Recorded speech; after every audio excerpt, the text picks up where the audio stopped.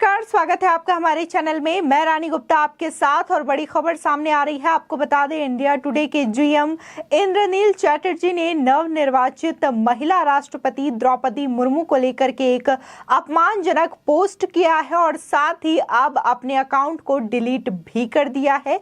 इसी के साथ ही आपको बता दें कि उन्होंने इस पोस्ट में लिखते हुए ये कहा कि मैं एक आदिवासी राष्ट्रपति के समर्थन में नहीं हूं। इसी के साथ ही आपको बता दें कि इंडिया टुडे कंपनी ने इस पोस्ट पर खेद जताते हुए लोगों से माफी मांगी और इसी के साथ ही जो जीएम है इंडिया टुडे के उसको भी बर्खास्त कर दिया है। यानी कि इंद्रनील चटर्जी जिन्होंने इस तरीके से आपत्तिजनक पोस्ट किया और महिला राष्ट्रपति का अपमान किया, उनको अब कंपनी ने बर्खास्त कर दिया है। इस बात की जानकारी खुद कंपनी ने दी है। इसी के साथ ही जिस तरीके से इस पोस्ट में लिखा गया था, तो उसमें कहा गया था कि मैं एक आदिवासी महिला राष्ट्रपति का समर्थन नहीं करता हूं, क्योंकि कुछ जो कुर्सी है वो एक सम्मानित व्यक्ति के लिए होती है, जैसे कि किसी दुर्गा पूजा में कोई सफाई कर्मी पूजा नहीं कर सकता और किसी मदरसे में कोई हिंदू नहीं पढ़ा सकता, तो इसी तरीके से एक आदिवासी महिला को राष्ट्रपति नहीं बनाया जा सकता। इस तरीके का पोस्ट उन्होंने किया था, जिससे कि तमाम लोगों ने इसे लेकर के सोशल मीडिया पर आक्रोश दिखाया, जिसके बाद देखते ही देखते ये पोस्ट वायरल हो गया और इसके बाद इंद्रनील चटर्जी ने अपना अकाउंट डीएक्टिवेट कर दिया और इसके बाद इस मामले को संज्ञान में लेते हुए इंडिया टुडे ने इस पर कार्रवाई की और इंद्रनील चटर्जी को कंपनी से बर्खास्त कर दिया।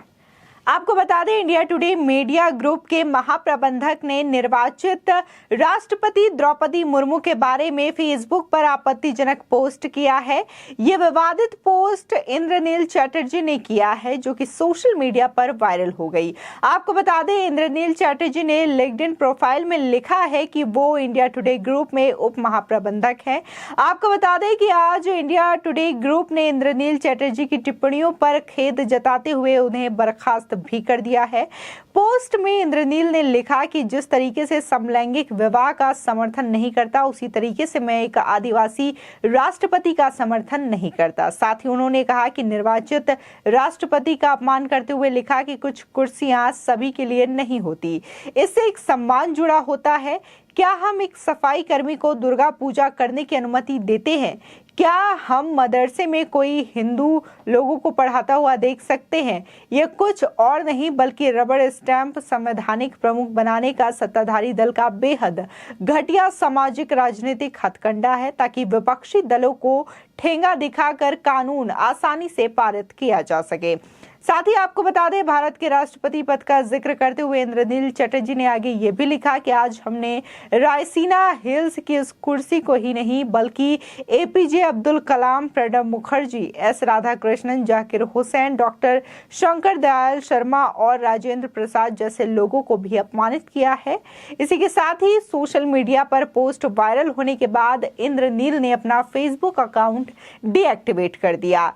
इंद्रनील चटर्जी के लिंक्डइन प्रोफाइल के अनुसार वो इंडिया टुडे ग्रुप में डिप्टी जर्नल मैनेजर और ईस्ट के रीजनल हेड हैं। वहीं इंडिया टुडे ग्रुप ने शुक्रवार को कोलकाता स्थित अपने उप महाप्रबंधक इंद्रनील चटर्जी को निर्वाचित राष्ट्रपति द्रौपदी मुर्मू के खिलाफ अपमानजनक और आपत्तिजनक पोस्ट करने पर बर्खास्त कर दिया है। इंडिया टुडे ग्रुप ने अपने एक सेल्स स्टाफ द्वारा किए गए अपमानजनक पोस्ट के लिए बेहद खेद व्यक्त किया है। इंडिया टुडे के group chief executive officer Dinesh Bhatia ने एक बयान जारी कर इंद्रनील चटर्जी के पोस्ट को आहत करने वाला और मानवीय शालीनता के बुनियादी सिद्धांतों के खिलाफ बताया। आपको बता दें कि द्रौपदी मुर्मू देश की 15वीं राष्ट्रपति चुन ली गई हैं। वो देश की पहली महिला आदिवासी और दूसरी महिला राष्ट्रपति होंगी। वहीं 2015 से 2021 तक उन्होंने झारखंड के राज्यपाल के रूप में कार्य किया है। वो राज्य की पहली महिला राज्यपाल होने के साथ साथ किसी भारतीय राज्य में पद संभालने वाली पहली आदिवासी नेता थी।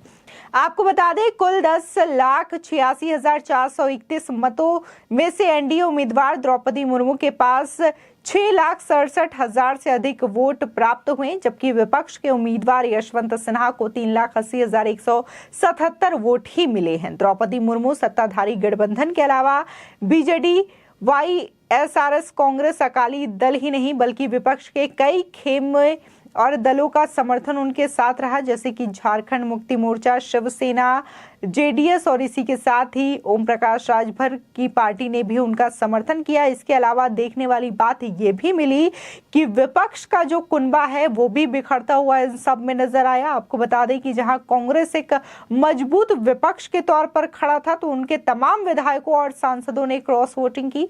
आपको बता दें गुजरात से लेकर के झारखंड, राजस्थान जैसे तमाम ऐसे राज्य हैं जहां के विधायकों ने क्रॉस वोटिंग की है। इसी के साथ ही अब सूत्रों के हवाले से ये भी खबर मिल रही है कि जहां गुजरात के 7 विधायकों ने इस चुनाव में क्रॉस वोटिंग की है तो उस पर आला कमान जो है एक्शन लेने के मोड में है। लेकिन वहीं अगर हम झारखंड की बात करें तो झारखंड में इस वक्त कांग्रेस की हालात वैसे भी जो है स्थित नहीं है और इसको लेकर के पहला जो कमान है वो पार्टी को है, अपनी पार्टी बचाने की शाख है और इसकी वजह से कहा जा रहा है कि राष्ट्रपति चुनाव में किसी भी प्रकार का कोई व्हिप जारी नहीं कर सकते। और इसके अलावा आला कमान इस बात से नाराज तो है कि उन्होंने क्रॉस वोटिंग की है विधायकों ने, लेकिन इस पर कोई एक्शन भी वो नहीं ले सकते क्योंकि जिस तरीके से बातें सामने आ रही है कांग्रेस के 18 विधायक झारखंड में है और जिसमें से 8 से 9 विधायकों ने क्रॉस वोटिंग की है, ऐसी खबरें सामने आ रही है। तो ऐसा माना जा रहा है कि अगर इसको लेकर के किसी भी तरीके की कोई कार्रवाई कांग्रेस की आला कमान करती है तो इसको लेकर के विधायक नाराज हो जाएंगे और वो या तो झारखंड मुक्ति मोर्चा में चले जाएंगे या फिर बीजेपी में शामिल हो जाएंगे, जिसकी डर से कांग्रेस ऐसा नहीं कर सकती। पहले उन्हें अपनी पार्टी को बनाना है और मजबूत बनाना है, इस वजह से वो कोई एक्शन नहीं ले सकते। इसी के साथ ही अगर हम झारखंड के अलावा हम राजस्थान में नजर डालें तो राजस्थान में ऑलरेडी वहां पर गहलोत सरकार है जो कि कांग्रेस की ही सरकार है। इसके बावजूद वहां पर भी सेंधमारी देखने को मिली और तमाम जो विधायक थे उन्होंने जमकर क्रॉस वोटिंग की और अपना जो वोट है वो द्रौपदी मुर्मू को दिया। आपको बता दें कि पहले ही जब से एनडीए ने अपने उम्मीदवार के लिए द्रौपदी मुर्मू के नाम का ऐलान किया था तभी से ही लगभग इनकी जीत तय मानी जा रही थी। एनडीए के पास मजबूत आंकड़े थे इस चुनाव को जीतने के लिए। इसी के साथ ही जो तमाम सांसद और विधायक थे उनका भी कहीं ना कहीं क्रॉस वोटिंग की वजह से ये जीत संभव हुई है और नाम के ऐलान के वक्त ही कुछ विपक्षी खेमे के जो पार्टियां थी उन्होंने भी एनडीए की राष्ट्रपति पद के उम्मीदवार के लिए समर्थन का ऐलान कर दिया था, जिससे कि उनका जीतना तय माना जा रहा था। इसी के साथ ही अगर यशवंत सिन्हा की बात करें तो उनका जो आंकड़ा है 3 लाख वोटों तक ही सिमट कर रह गया। उन्हें 50% वोट भी नहीं मिले थे इस राष्ट्रपति चुनाव को लेकर के। इसी के साथ ही जहां इंडिया टुडे ग्रुप के जीएम ने इस तरीके से आपत्तिजनक पोस्ट किया तो उसके खिलाफ भी कंपनी ने कार्रवाई की।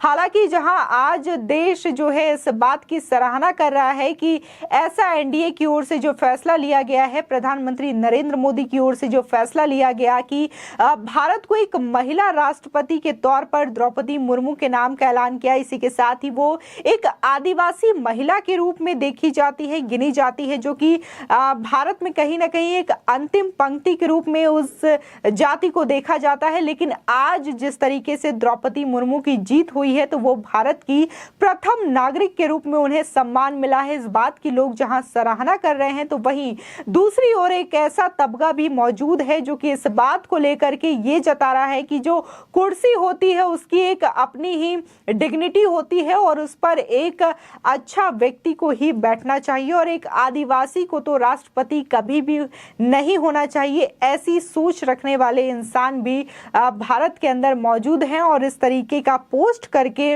और भी लोगों को भड़काने का वो काम करते हैं, जिसके बाद देखा गया कि तमाम लोगों ने इसको लेकर के विरोध जताना शुरू कर दिया, जिसके बाद इंडिया टुडे कंपनी ने इस पर एक्शन लिया और अपने एम्प्लॉय को बर्खास्त कर दिया।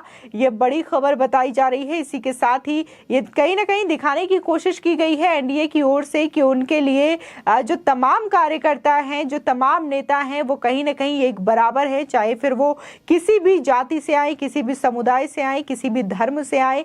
अगर बीजेपी ये बात कहती है कि सबका साथ सबका विकास, तो ये चीजें कहीं ना कहीं उनके इन कार्यों से देखने को भी मिलता है, क्योंकि बीजेपी में ये देखा जाता है कि जो तमाम कार्यकर्ता है अगर वो लंबे टाइम से मेहनत कर रहे हैं या फिर अच्छे तरीके से मेहनत कर रहे हैं तो खुद को साबित करने का एक मौका जरूर मिलता है। जैसे कि आज द्रौपदी मुर्मू को मिला राष्ट्रपति पद संभालने का अवसर, और जिस तरीके से जो पूरा विश्वास दिखाया गया था बीजेपी और एनडीए की ओर से कि राष्ट्रपति के तौर पर द्रौपदी मुर्मू की जीत होगी, तो उन्होंने तमाम राज्यों में घूमकर लोगों का समर्थन मांगा, विधायकों और सांसदों का समर्थन मांगा, और देखने को मिला कि तमाम विपक्षी दल के जो नेता थे उन्होंने भी इस बात का ऐलान किया और उन्होंने भी अपना समर्थन दिया और इस बात की सराहना की कि देश को पहली बार एक आदिवासी महिला के रूप में राष्ट्रपति मिलने जा रही हैं। आपकी इस खबर पर क्या राय है हमारे कमेंट सेक्शन में जरूर बताएं। आगे की और भी अपडेट के लिए चैनल को सब्सक्राइब करना ना भूलें।